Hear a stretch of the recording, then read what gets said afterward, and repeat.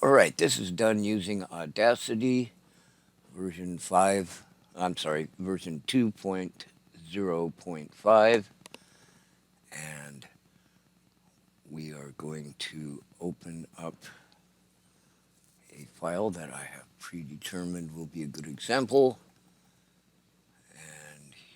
And there we are. And this is telling us, okay, this is reading from the actual file. So this is the way we want it. We want to make sure that we save it, of course. So the file is opened, and it is on a timeline from left to right, as you can see.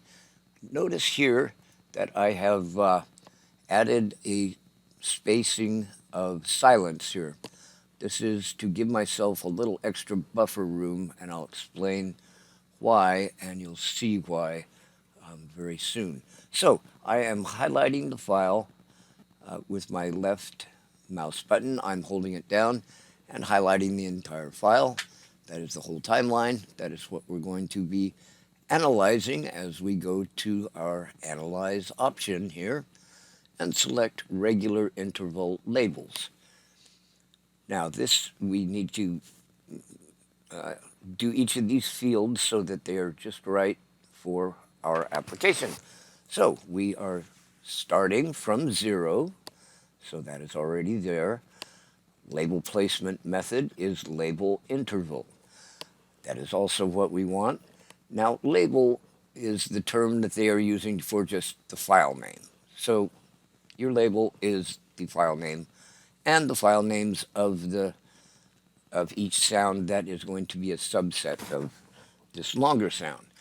Now, set either label interval or number of labels, and I am setting the label interval.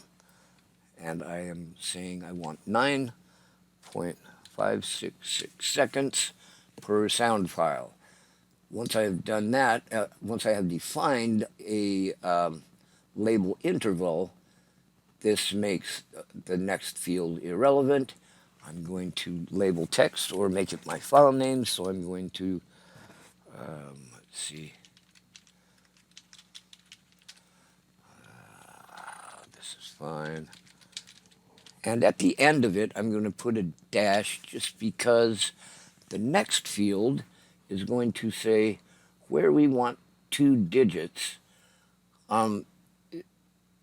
numbering these files.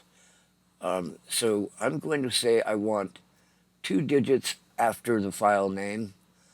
So it will be as in ambient 1, 2, 3, 4, etc.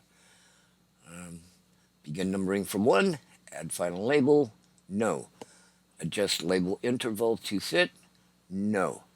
That is what we need to do, and we select OK, and boom, it has chopped up our sound file into equal parts. All the parts are equal except the final file. Now that is why I've put the silence at the end, because there will be a silent file at the end. So we see it's in 34 parts. It's numbered 1, 2, 3, 4, 5, 6, etc., all the way to 34. Now that it's chopped up virtually, we want to make it real. So we are exporting all of the chunks or all of the subdivided files and export multiple. And I've pre-made a folder for it to go to. And all of these other fields are just fine. Here we don't need to change anything.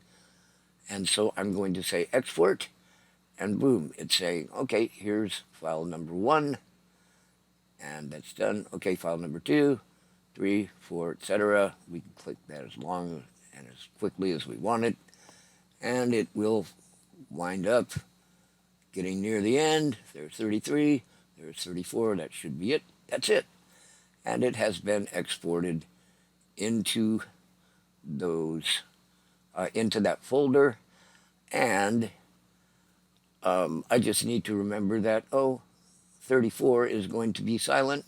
The rest I can use and upload those into virtual worlds to be played back with the next two scripts that I will describe to you now that we have done this.